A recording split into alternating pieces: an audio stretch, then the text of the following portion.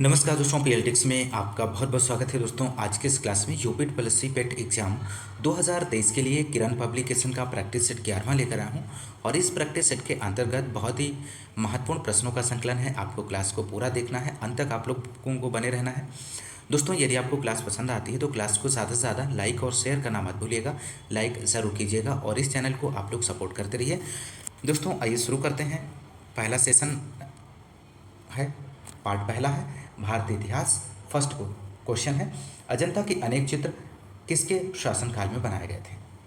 तो यहाँ पर राइट आंसर हो जाएगा ऑप्शन फर्स्ट, गुप्त इसका सही जवाब हो जाएगा। अगला क्वेश्चन, क्वेश्चन नंबर सेकेंड है, उपनिषद क्या है? तो राइट आंसर हो जाएगा हिंदू मनीषा को प्रतिपादित करने वाले दार्शनिक सिद्धांत। अगला क्वेश्चन, क्वेश्चन नंबर थर्ड है, भारत में लोधी वंश का आखिरी शासक कौन था? तो राइट आंसर बनेगा ऑप्शन फर्स्ट, इब्राहिम लोधी। इस क्वेश्चन का सही जवाब बनेगा इब्राहिम लोधी लोधी वंश का अंतिम शासक था। अगला क्वेश्चन, क्वेश्चन नंबर 4 है, भारत को जब आज़ादी मिली तब इस देश के गवर्नर जनरल कौन थे? तो राइट आंसर हो जाएगा option second, Lord Mountbatten. Bharat की आज़ादी के समय यहाँ के गवर्नर जनरल लॉर्ड माउंटबेटन थे।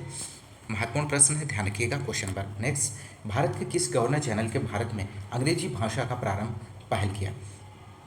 तो राइट आंसर बनेगा ऑप्शन थर्ड, लॉर्ड बेंटिंग। इस क्वेश्चन का सही जवाब हो जाएगा लॉर्ड विलियम बेंटिंग ने 7 मार्च 1835 के प्रस्ताव में अंग्रेजी भाषा का प्रारंभिक पहल किया था।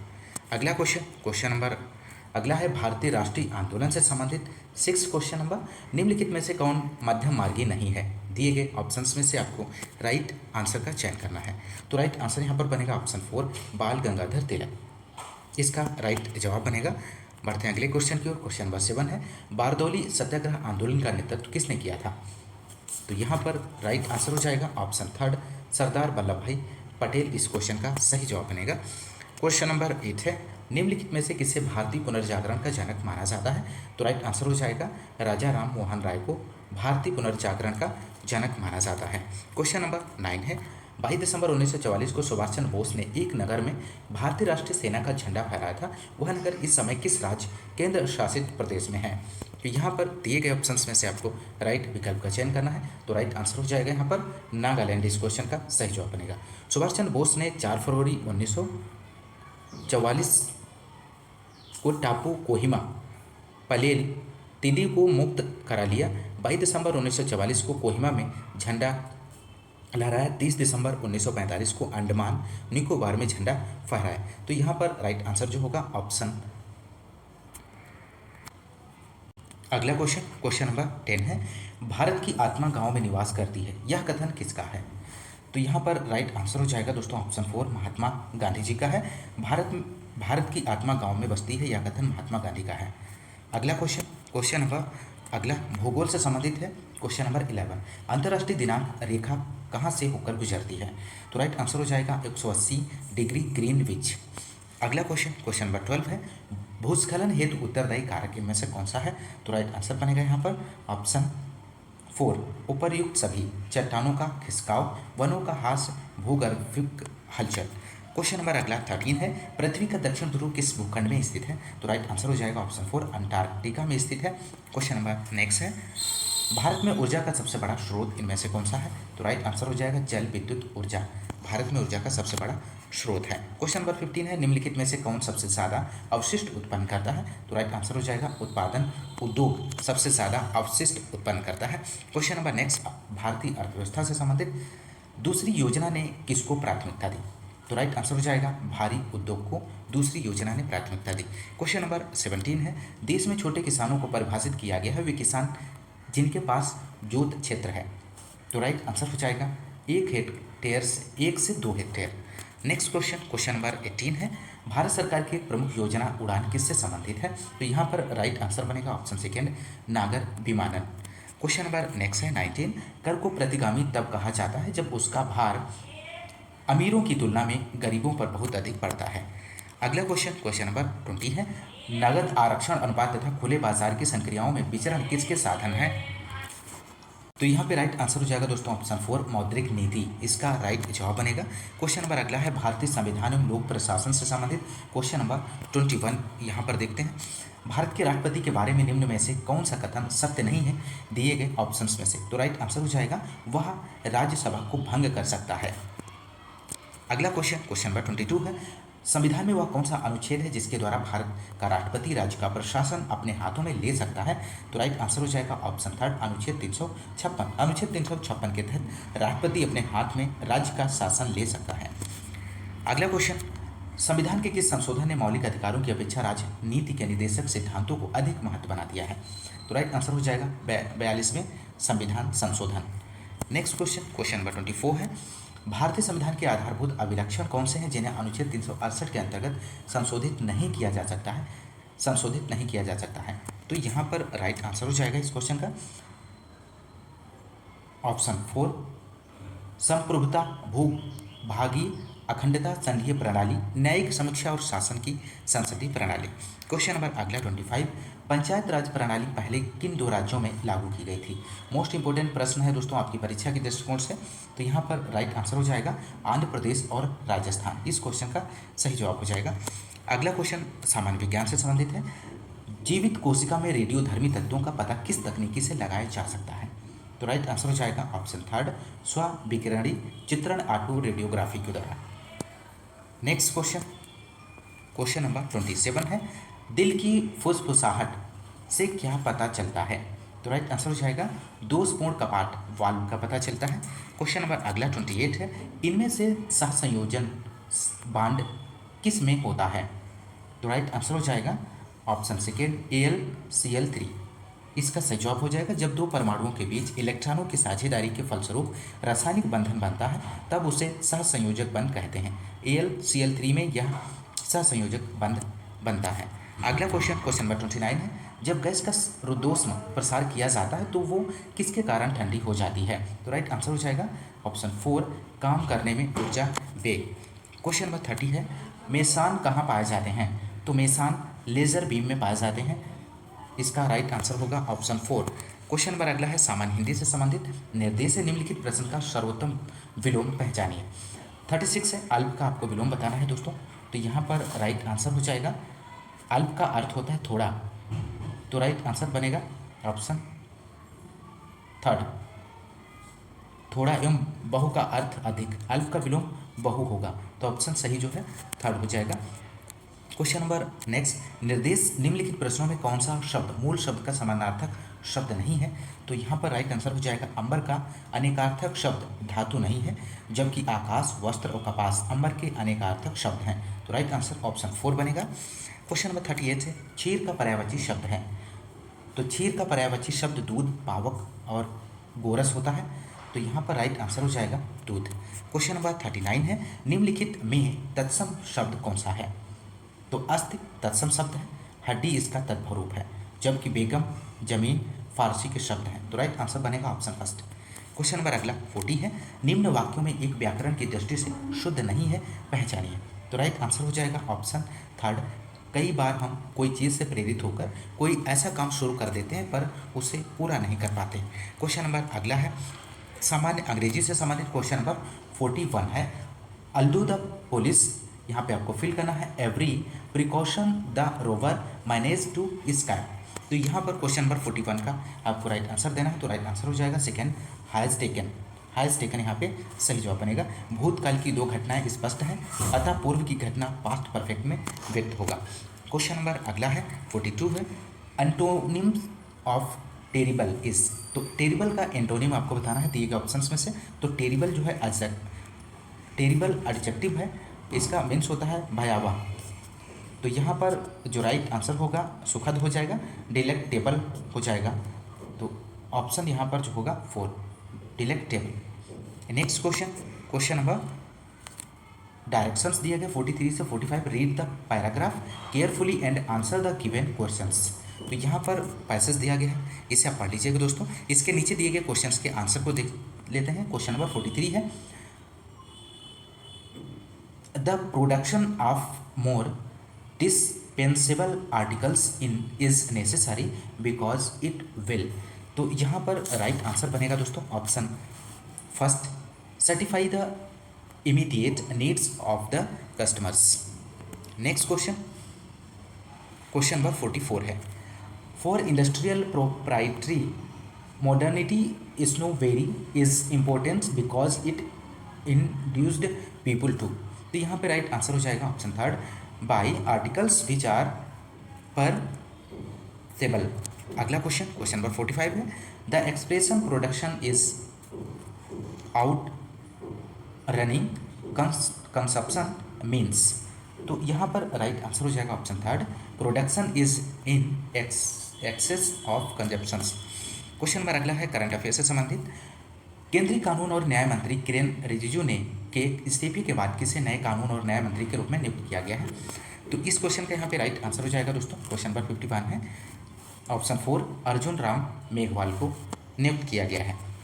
क्वेश्चन नंबर अगला है, राष्ट्रीय जांच एजेंसी ने आतंकवादी गैंगस्टर ड्रग तस्करों के गठजोड़ के खिलाफ किस ऑपरेशन को चलाया है। तो यहाँ पे राइट आंसर होगा ऑप्शन सेकेंड, ऑपरेशन ध्वस्त। अगला क्वेश्चन, क्वेश्चन नंबर 53 है, प्रधानमंत्री नरेंद्र मोदी को किस देश के सर्वोच्च सम्मान से सम्मानित किया गया है। तो यहाँ पर राइट आंसर हो जाएगा फिजी। अगला क्वेश्चन, क्वेश्चन नंबर 54 है, किस देश के 5000 साल पुराने पेड़ को दुनिया के सबसे पुराने पेड़ की मान्यता दी गई है। तो यहाँ पे राइट आंसर हो जाएगा ऑप्शन सेकेंड, चिली, इसका सही जवाब हो जाएगा।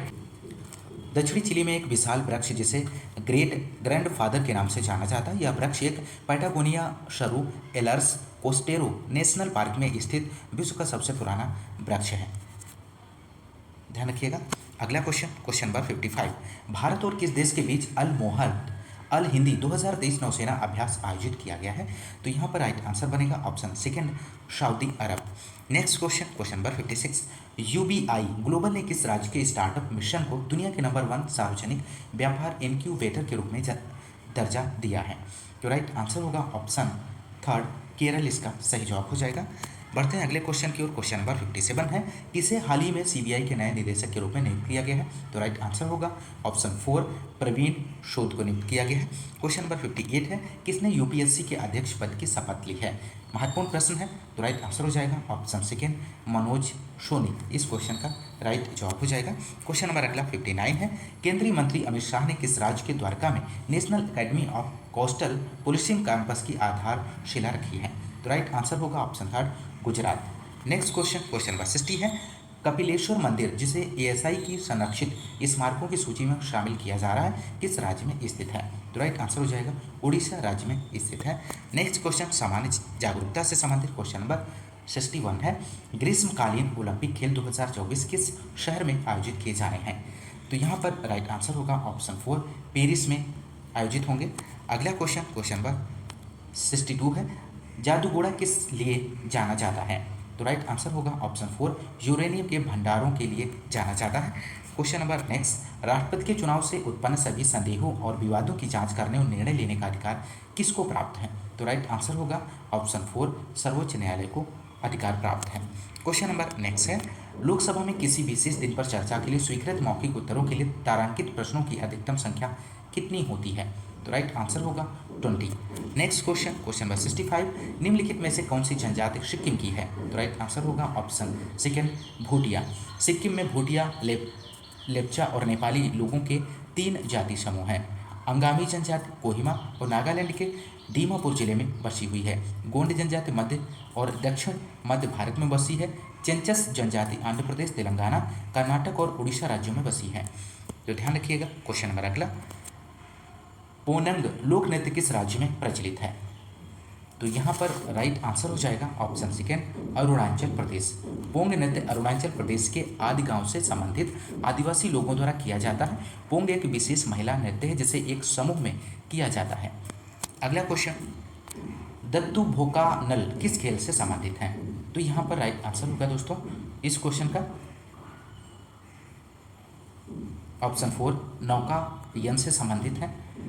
अगला क्वेश्चन, क्वेश्चन नंबर 68 है, कपड़ा कला मुद्रण की बाग शैली किस राज्य से संबंधित है। दिए गए ऑप्शंस में से आपको राइट विकल्प का चयन करना है। तो राइट आंसर हो जाएगा मध्य प्रदेश। अगला क्वेश्चन, क्वेश्चन नंबर 69, प्रत्येक पंचायत जब तक कि किसी भी कानून के लागू होने के तुरंत बाद कुछ समय के लिए भंग न हो जाए, अपनी पहली बैठक के लिए नियुक्ति तिथि से कितने वर्ष या वर्षों तक जारी रहेगी और उसके बाद नहीं। तो यहाँ पर राइट आंसर बनेगा दोस्तों ऑप्शन थर्ड 5, इसका सही जवाब हो जाएगा। प्रत्येक पंचायत अपनी पहली बैठक की तारीख से 5 साल तक जारी रहेगी। नेक्स्ट, चित्रकला की निम्नलिखित में से कौन सी शैली महाराष्ट्र की है? तो यहाँ पर राइट आंसर हो जाएगा वारली, इसका सही जवाब हो जाएगा। पटना कलाम को फारसी और कंपनी शैलियों के प्रभाव के साथ मुगल चित्रकला की एक शूटिंग के रूप में माना जाता है। पटना कलाम चित्रों को चित्र के रूप में चित्रित करने के लिए पेंसिल के साथ अंकन के बिना ब्रश के साथ सीधे चित्रित किया जाता है और पेंटिंग की प्रक्रिया को लोकप्रिय रूप से कजली शीही के रूप में जाना जाता है। तो यहाँ पर जो राइट आंसर बनेगा ऑप्शन 4, इसका सही जवाब हो जाएगा। और मधुबनी पेंटिंग जो है, मधुबनी पेंटिंग की उत्पत्ति बिहार के मिथिला क्षेत्र से हुई थी। अगला क्वेश्चन नंबर अगला है, अपठित हिंदी गद्यांश का विवेचन और विश्लेषण से संबंधित निर्देश दिया गया 71 से 75। नीचे लिखे गद्यांश को पढ़कर दिए गए प्रश्नों का उत्तर दीजिए। तो दोस्तों नीचे गद्यांश दिया गया है, इसे आप ध्यान से पढ़ लीजिए। कन्नड़ साहित्य के इतिहास में कवि मुद्रण का नाम गर्व के साथ लिया जा सकता है। उसका असली नाम लक्ष्मी नारायण था। वे मंगलूर जिले के नंदलिके में पैदा हुए थे। बचपन में आप अपनी माता के साथ पुराण और कीर्तन सुनने जाते थे। यक्षगान देखने में आपको बड़ा आनंद मिलता था। आप यक्षगान में अभिनय करते थे। यक्षगान लिखने भी लगे। उडुपी के एक उच्च विद्यालय में आप व्यायाम शिक्षक का काम करने लगे।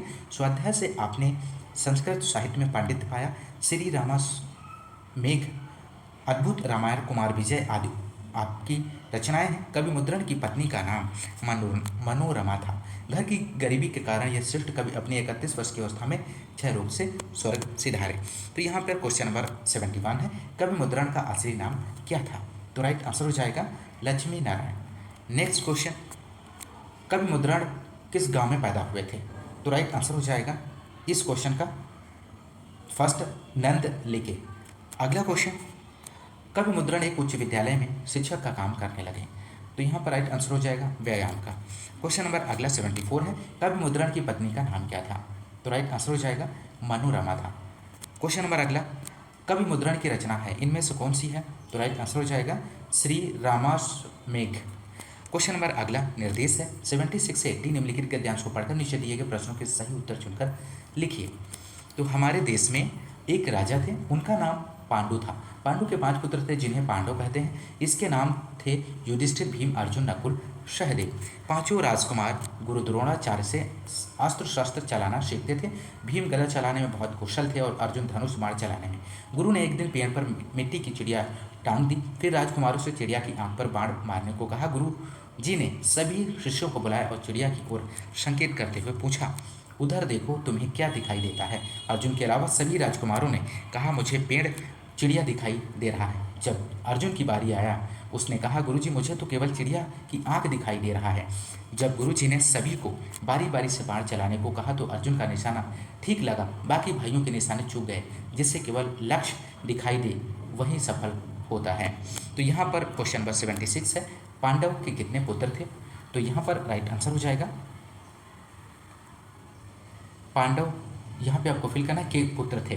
तो राइट आंसर जो होगा, पांडु के पुत्रों को पांडव कहा जाता है। क्वेश्चन नंबर 77 है, पांडव थे, तो राइट आंसर हो जाएगा 5 थे, इनकी संख्या थी। क्वेश्चन नंबर अगला, पांडव गुरु द्रोणाचार्य से क्या सीखते थे? तो राइट आंसर बनेगा ऑप्शन फर्स्ट, अस्त्र शस्त्र चलाना सीखते थे। नेक्स्ट क्वेश्चन है दोस्तों, क्वेश्चन नंबर 79 है, गुरुजी ने अपने शिष्यों से चिड़िया की, यहाँ पे आपको फिल करना है, पर बाण मारने को कहा। तो यहाँ पर राइट आंसर जो हो जाएगा ऑप्शन फर्स्ट आंख। नेक्स्ट क्वेश्चन नंबर 80 है, बाण चलाने में किसका निशाना ठीक लगा? तो राइट आंसर हो जाएगा अर्जुन का। बाण चलाने में अर्जुन का निशाना ठीक लगा क्योंकि उसे लक्ष्य दिखाई दे रहा था। तो दोस्तों ये रहे प्रैक्टिस सेट 11 के क्वेश्चंस को जो आपने इस क्लास में सॉल्व किया। दोस्तों यदि आपको क्लास पसंद आ रही तो क्लास को ज़्यादा से ज़्यादा लाइक और शेयर करना मत भूलिएगा। लाइक ज़रूर करिए और इस चैनल को ज़्यादा से ज़्यादा आप लोग सपोर्ट करते रहिए दोस्तों। और मिलते हैं नेक्स्ट क्लास में नेक्स्ट प्रैक्टिस सेट के साथ। तब तक के लिए नमस्कार, जय हिंद, धन्यवाद।